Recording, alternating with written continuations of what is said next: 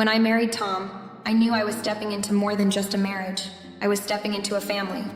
Tom and I had been together for 2 years before tying the knot, and during that time, I'd met Ethan, his son from his first marriage, a handful of times. Ethan was polite, always saying hello and making small talk, but he never went out of his way to connect with me. I figured it was normal. He was 19 after all, busy with college and his own life.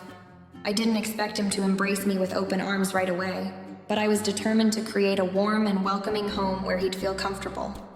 Tom and I moved into his house in Austin after the wedding. It was a charming place, the kind of house that looked like it had its own history.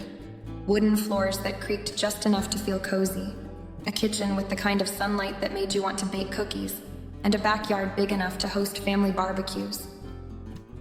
I remember standing in the kitchen the day after we moved in, running my hands over the countertop, imagining family dinners and laughter filling the space. I wanted this to be a place where we could all grow together, where Ethan would feel like I wasn't just his dad's new wife, but someone who genuinely cared for him. The first few weeks were uneventful, almost awkward. Ethan came and went, offering polite nods and brief updates about his classes and part-time job. He had his own rhythm, a quiet, independent presence in the house. I tried to bridge the gap, asking about his favorite music or how his classes were going, but his answers were short, almost rehearsed. I didn't take it personally. Tom had warned me that Ethan wasn't great at opening up. "Give him time," Tom had said with his easy smile. "He's just not used to sharing space with anyone but me." I spent my days settling into my new role, unpacking boxes, and learning the rhythms of the household. Tom worked long hours, leaving early in the morning and coming home late, which meant Ethan and I often shared the house alone. At first, it felt a bit uncomfortable, two strangers tiptoeing around each other. I'd hear him come in through the front door, his keys jingling, and I'd call out a casual, "Hey Ethan, how was your day?" His responses were always the same, "Fine, thanks," followed by a quick retreat to his room. But I didn't give up. One evening, I decided to cook dinner for the three of us. Ethan walked into the kitchen as I was stirring a pot of spaghetti sauce. "That smells good," he said, standing by the counter. It was the first time he'd voluntarily spoken to me without me prompting him. I smiled and offered him a taste from the wooden spoon. He hesitated, then leaned in to take a small bite. "Not bad," he said with a grin that felt like a small victory. From that moment, the ice began to thaw, slowly, almost imperceptibly, but it thawed. Ethan started lingering a little longer in the kitchen while I cooked, asking questions about recipes or joking about how his dad couldn't boil water without burning it. He even joined me on a grocery run one Saturday, offering unsolicited but surprisingly good advice on which brand of pasta to buy. I began to feel like we were finally finding a rhythm, a delicate balance that made the house feel less like a shared space and more like a home. Looking back, I can't pinpoint the exact moment I started feeling hopeful. Maybe it was the night he told me about a tough professor he was dealing with, or the day he asked me for advice about a part-time job. Whatever it was, I remember thinking, this is progress. I didn't expect to replace his mom, nor did I want to. My goal was simple, to be someone he could rely on, someone who cared. Little did I know, that foundation I worked so hard to build would soon be tested in ways I couldn't have imagined. It wasn't long after Ethan and I started to find a rhythm that I noticed something shifting. At first, it was subtle, so subtle that I almost missed it. He started spending more time in the kitchen with me while I cooked, not just popping in for a quick comment or taste test, but staying. He'd lean against the counter or sit on one of the stools, asking questions about my day or sharing stories about his classes. I figured he was just feeling more comfortable around me, and that was what I'd wanted, wasn't it? For us to connect? One night, as I was chopping vegetables for dinner, Ethan surprised me by asking about my childhood. "What was it like growing up in Florida?" he asked, his tone casual, but his eyes focused on me. I paused, knife in hand, and turned to him. It was the kind of question that carried weight, a signal that he was curious about me, not just as his stepmother, but as a person. I told him about summers at the beach and how my mom used to make the best key lime pie. He listened intently, even laughing at my story about the time I got stung by a jellyfish and swore off the ocean for a whole year. It felt nice, like we were finally starting to build something real. Over the following weeks, he opened up more and more.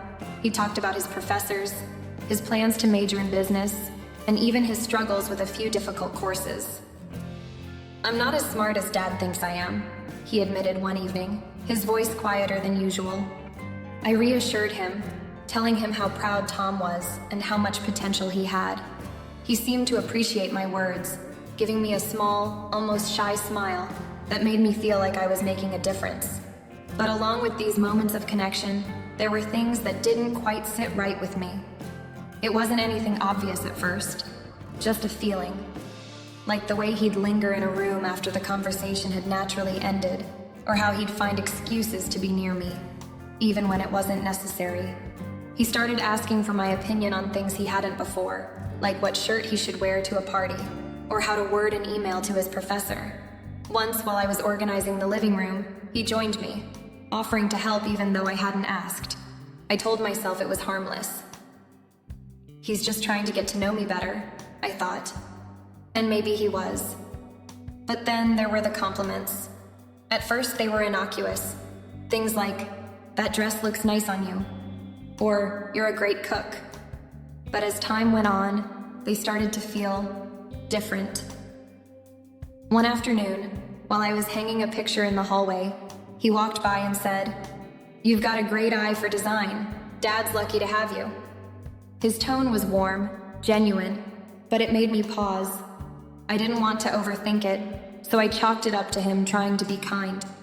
Still, a part of me couldn't shake the feeling that there was something more beneath the surface, something I couldn't quite put my finger on. I told myself to let it go, to be grateful that Ethan was opening up and that our relationship was improving. After all, wasn't this what I'd wanted? For us to feel like family? But as the weeks went on, I couldn't ignore the way his attention lingered. How his words sometimes carried an undertone I didn't know how to respond to. It was subtle, yes, but it was there. A shift in our dynamic that I didn't know how to address. It didn't take long for Ethan's behavior to start shifting into something I couldn't quite put my finger on. At first, I told myself it was natural for him to seek out more interaction, now that he was getting used to me being part of his life. But little by little, those interactions began to take on a tone I wasn't prepared for, leaving me questioning whether I was reading too much into things, or if there was something deeper happening beneath the surface. Ethan started making a point of being wherever I was, often with what seemed like convenient excuses. If I was in the kitchen preparing dinner, he'd suddenly appear, claiming he was starving and couldn't wait for Tom to get home. "Need a hand with anything?" he'd ask. And while his offer seemed polite enough, there was a subtle eagerness in his tone that I couldn't ignore.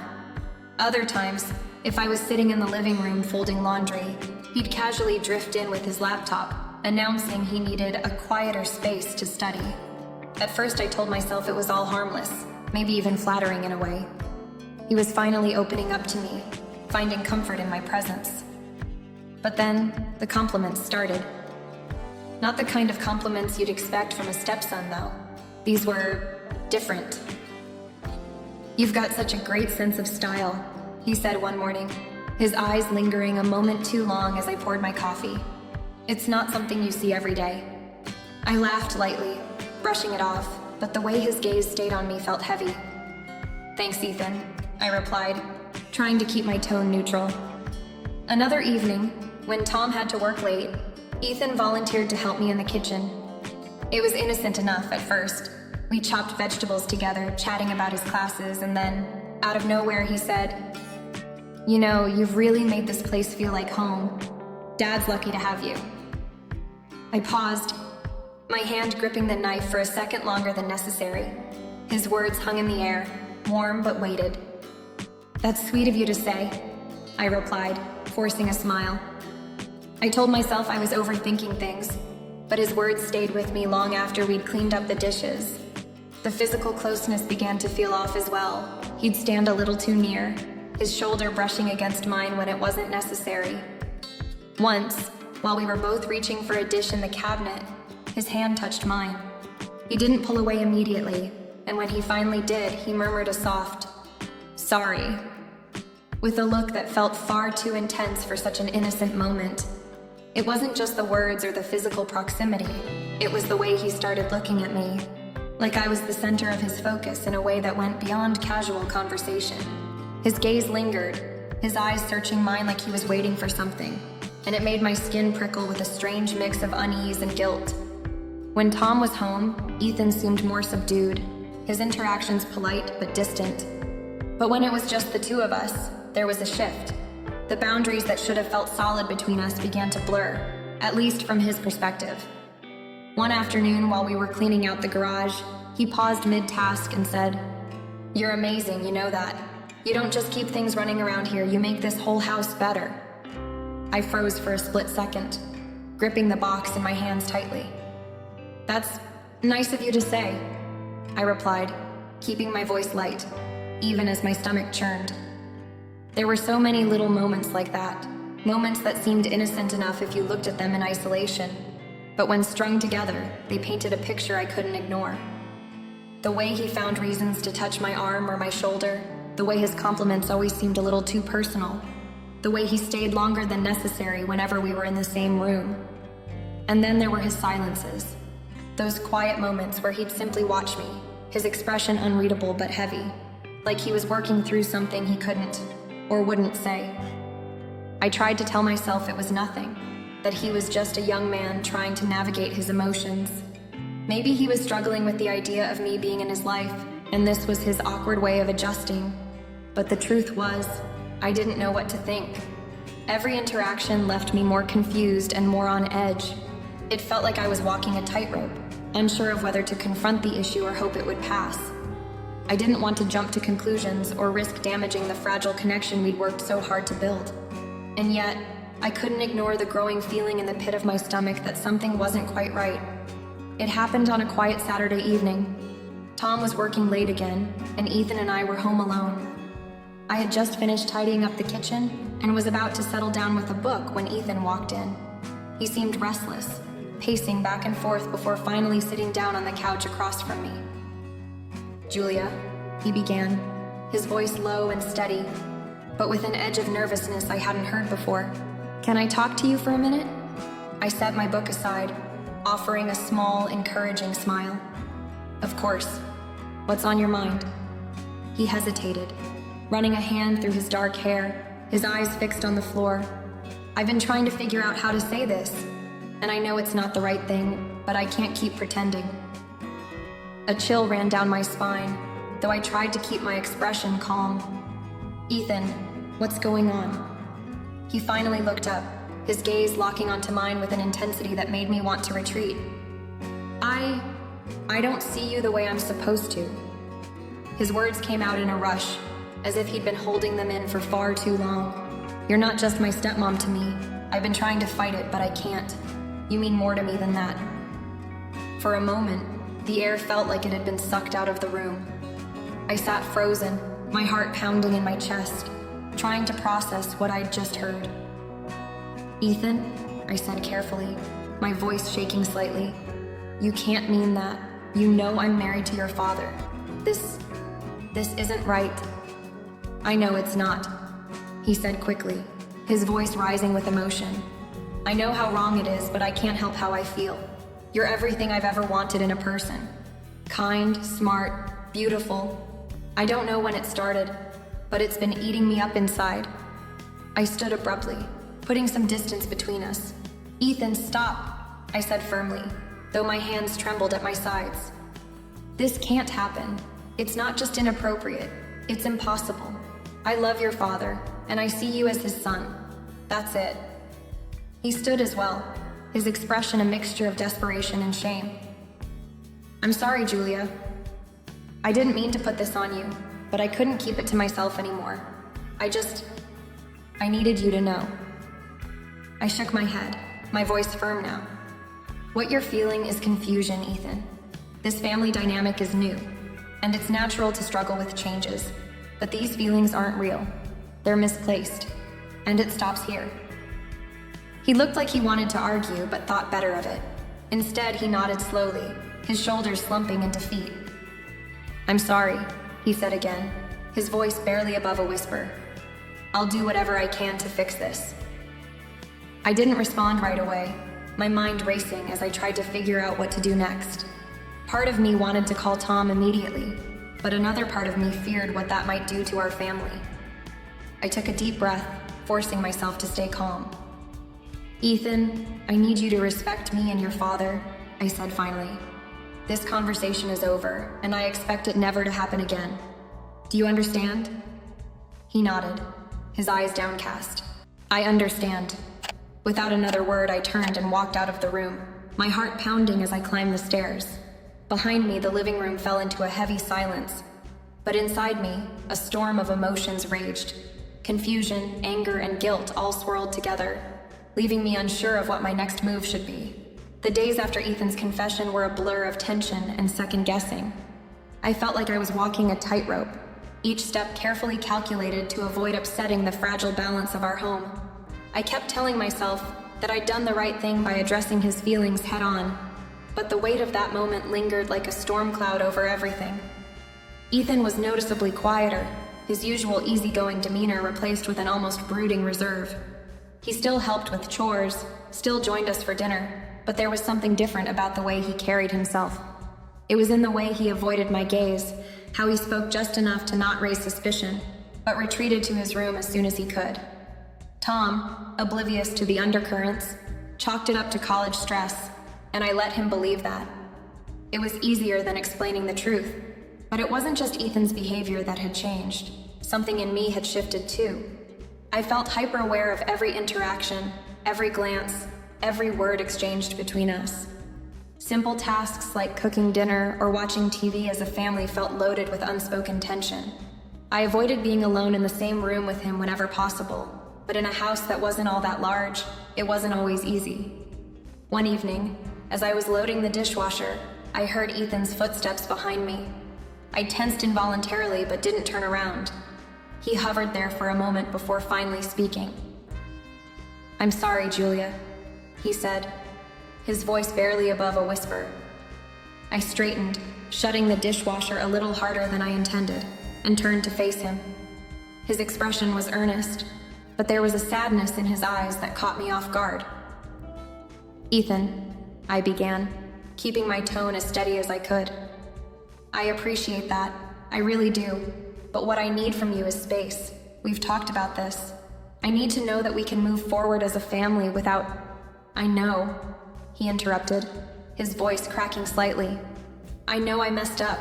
I don't know how to stop feeling this way. For a moment, I didn't know what to say. His vulnerability was disarming, and I could see the turmoil he was wrestling with. But this wasn't a burden I could, or should, carry for him.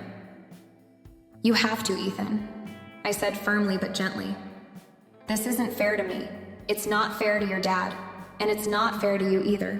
You're young, and I know emotions can feel overwhelming, but this can't go on. You need to focus on yourself, your friends, school, your future. That's where your energy needs to go. He nodded slowly, but the tension in his shoulders didn't ease. I'm trying, Julia, he said. I really am. I feel like I ruined everything. I don't want things to be weird between us. They don't have to be, I said, though even as I said it, I wasn't sure I believed it. But that means respecting boundaries. I need to feel like I can be comfortable in my own home. Ethan swallowed hard, his jaw tightening. I get it, he said after a pause. I'll stay out of your way. That's not what I'm asking for, I said quickly, softening my tone. I don't want you to feel like you can't be part of this family. I just need time, and I think you do too. He nodded again and walked away without another word. I stood there for a long moment, gripping the edge of the counter, my chest tight with the weight of the situation. I wanted to believe that this conversation had set us on a path to resolution, but the truth was, I didn't know what would happen next. Ethan's apology was sincere, but his continued struggle was palpable, and I wasn't sure how long I could navigate this delicate balance without breaking. The uncertainty was eating away at me. I hadn't told Tom yet, partly because I didn't want to disrupt the fragile harmony we'd built, and partly because I was terrified of how he might react. Would he believe me? Would he blame me? The fear of those questions kept me silent, but my silence felt like a betrayal of the trust Tom and I were supposed to share. At night, I lay awake in bed, my mind racing with possibilities. Was I making a mistake by keeping this from Tom? What if things escalated? Or worse? What if Ethan never moved on and this tension became a permanent shadow over our family? And yet, despite all my doubts, I couldn't bring myself to speak up. I clung to the hope that time would heal this fracture, that Ethan would find a way to move past his feelings, and we could all return to some semblance of normalcy. But deep down, I couldn't shake the feeling that I was only delaying the inevitable. Ethan's apology seemed sincere at first, and for a brief moment, I allowed myself to hope that the tension might finally ease. But it quickly became clear that his feelings hadn't truly disappeared. Instead, they lingered, surfacing in small but unmistakable ways that kept me on edge. He stopped avoiding me entirely, but his presence around the house felt different. Ethan would find reasons to be in the same room as me, whether it was helping with chores or sitting in the kitchen while I cooked, claiming he wanted to talk about his day. He would ask seemingly innocent questions about my life, my past, my interests. On the surface, it all seemed harmless, even friendly. But there was something in his tone, in the way his eyes lingered on me a fraction too long, that made my skin crawl. I tried to keep things casual, brushing off his comments and redirecting the conversation whenever it veered too close to personal. But Ethan had a way of weaving his words into something more than what they seemed. A compliment on my cooking would be followed by, "I don't know how Dad got so lucky to find someone like you." A passing mention of my favorite book would lead to, "You're the only person who's ever really gotten me." Each interaction left me questioning myself. Was I reading too much into this? Was he simply being kind? Or was there an underlying motive? I didn't want to jump to conclusions, but the unease in my gut was hard to ignore. One afternoon, while Tom was at work, Ethan came home earlier than expected. I was folding laundry in the living room, and he sat down across from me, uncharacteristically quiet. "Everything okay?" I asked, hoping to keep the conversation light. "Yeah," he said, his eyes fixed on me in that intense way I'd come to dread. I've been thinking about what you said." My hands stilled on the towel I was folding. "About boundaries?" He nodded. "I know I haven't made things easy for you. I feel like I can't do anything right around you." "That's not true," I said gently, though the tension in my chest was building. "But we both have to work on keeping things normal. For your dad, for all of us." "I know," he said, running a hand through his hair. "It's just hard. You're so easy to talk to. It's like you actually listen to me, you know?" I swallowed hard, keeping my tone steady. "I'm glad you feel comfortable talking to me, Ethan, but that's all it can be, talking. I'm your stepmother, and my job is to support you and your dad. That's it." For a moment, he said nothing, just nodded slowly, but his expression didn't soften. If anything, it seemed to grow more pained, like he was fighting an internal battle he wasn't ready to share. "Thanks for saying that," he said finally, his voice quieter now. "I'll try to keep that in mind." After that, he excused himself and went to his room, leaving me alone with a knot of anxiety in my stomach. Ethan's behavior became a confusing mix of remorse and persistence. He would apologize in small ways, clearing his plate after dinner without being asked, volunteering to run errands, or asking if I needed help with anything around the house. But every now and then, there would be a fleeting comment, a pointed look, or an offhanded compliment that felt too loaded to ignore. At times, I wondered if I was imagining it, if my own nerves were magnifying things that weren't really there. But then, there were moments that left no room for doubt, like when Ethan insisted on walking me to my car one evening and stood a little too close, his hand brushing mine as I reached for the door. "I'm just trying to help," he said when I stepped back, my heart pounding. It was exhausting, this constant tightrope of trying to maintain normalcy while navigating the undercurrent of his emotions. I wanted to believe he meant no harm, that he was just confused and struggling to find his place in this new family dynamic. But the strain was beginning to wear on me. I started avoiding being alone in the house with him whenever I could, making excuses to run errands or spend time outside when I knew Tom wouldn't be home. Even then, I couldn't escape the feeling that Ethan's attention was always just around the corner, waiting for an opportunity to resurface. At night, I replayed our interactions in my head, questioning whether I was handling things the right way. Should I have been firmer, more distant, or was I making things worse by not involving Tom? I didn't want to drive a wedge between father and son, but I also couldn't keep living with this constant sense of unease. Ethan's mixed signals were taking a toll on me, and I knew something had to change. But for now, I could only hope that his feelings would fade with time, and that we could all find a way to move past this. It wasn't an easy decision to tell Tom. For weeks, I had wrestled with the idea, debating whether I was making too much of Ethan's behavior, or if I could manage it on my own. But the unease in my chest had grown unbearable, and the weight of the situation had begun to affect my relationship with Tom. I couldn't look at him without feeling a pang of guilt for keeping such a significant secret. One evening, after Ethan had left to stay with a friend for the weekend, I finally found the courage to speak up. Tom and I were sitting in the living room, the quiet hum of the ceiling fan filling the space as we shared a bottle of wine. "Tom," I began, my voice wavering slightly. "There's something I need to talk to you about. It's about Ethan." He set his glass down and gave me a curious look. "What's going on? Did something happen?" I took a deep breath, steadying myself. "It's been hard to figure out how to bring this up.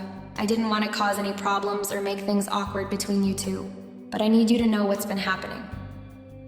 Tom leaned forward, his concern evident. "Julia, you're starting to scare me. Just tell me." I explained everything, starting with Ethan's initial declaration of feelings, his apologies, and his persistent but subtle boundary-pushing behavior. I chose my words carefully, emphasizing that I didn't think Ethan was a bad person, but rather that he seemed confused and struggling with his emotions. Tom's face shifted as I spoke, moving from confusion to disbelief, and then to something harder to read, an unsettling mix of anger and hurt. "Why didn't you tell me sooner?" he asked when I finished. His voice was calm, but there was an edge to it that made my stomach twist. "I thought it might resolve on its own," I admitted. "I didn't want to make things harder for you or create tension between you and Ethan. I hoped he'd move past it, but it's been getting harder to ignore." Tom ran a hand over his face, letting out a long breath. "I can't believe this. My son. I don't even know what to say." I reached for his hand, squeezing it gently. "I didn't tell you to hurt you or to make you choose sides. I just couldn't keep pretending everything was fine. I don't want this to come between us, but I also can't keep carrying it on my own." He nodded slowly, his eyes focused on the floor. "You're right. We can't just ignore it. I need to talk to him, figure out what's going on in his head and set things straight." "Be gentle with him, Tom," I said softly. "He's clearly dealing with something, and I think he's as confused about it as we are. But I do need him to understand that this can't continue. It's not fair to any of us." Tom looked at me, his expression softening. "I'm sorry you had to go through this, Julia. I should have noticed something was off. I'll handle it, I promise." That night, as Tom held me close in bed, I felt a mixture of relief and dread. The secret was out, and I no longer had to shoulder the burden alone. But I knew that the conversation Tom was about to have with Ethan would change the dynamics of our family forever.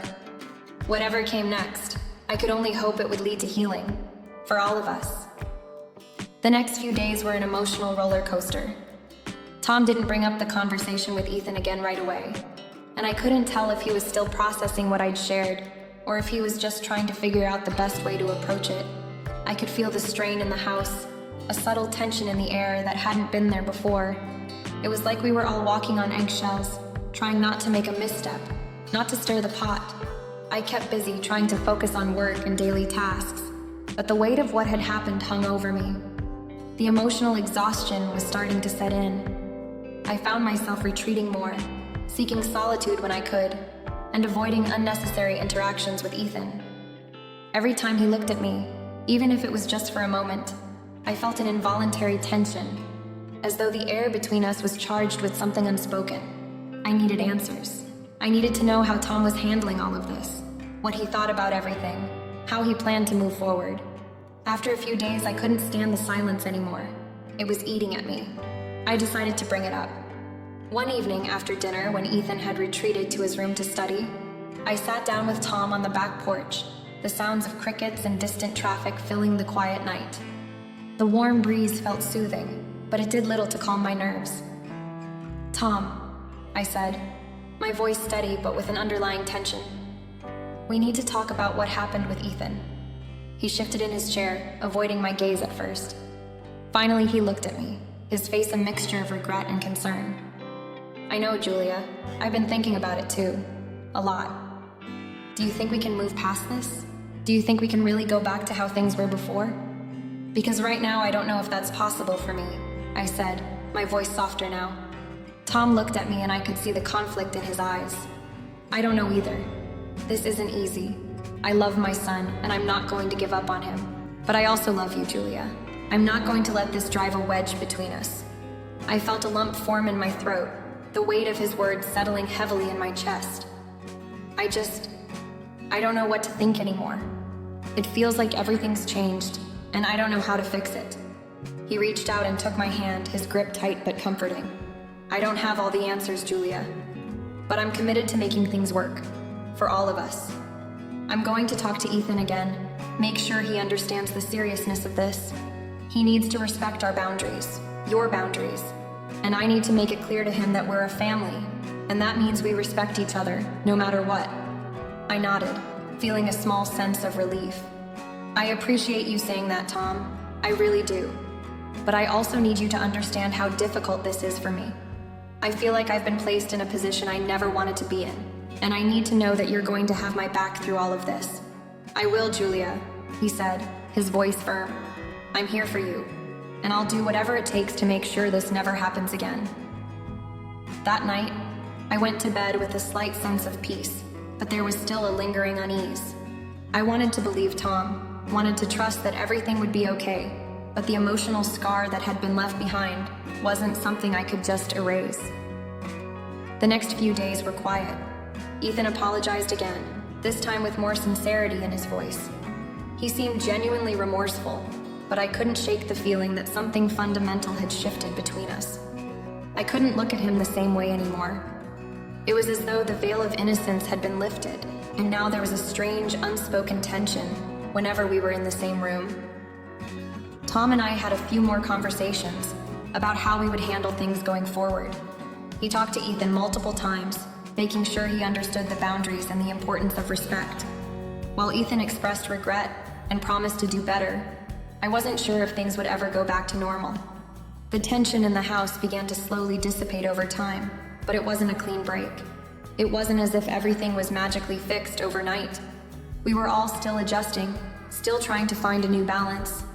It was hard to forget the moment when Ethan had confessed his feelings to me, and harder still to move past the lingering discomfort it left behind. In the end, we did our best. We tried to move forward, step by step. We sought counseling as a family, and I worked on opening myself up to Tom, trying to rebuild the trust that had been shaken. It wasn't easy, and it wasn't quick, but over time, we found our way back to a place of understanding and respect. It wasn't a perfect resolution, and it never would be. But I learned a lot about myself, about my boundaries, and about the complexities of family. And as for Ethan, I don't know what the future holds. All I can do is trust that we'll continue to work through this, together.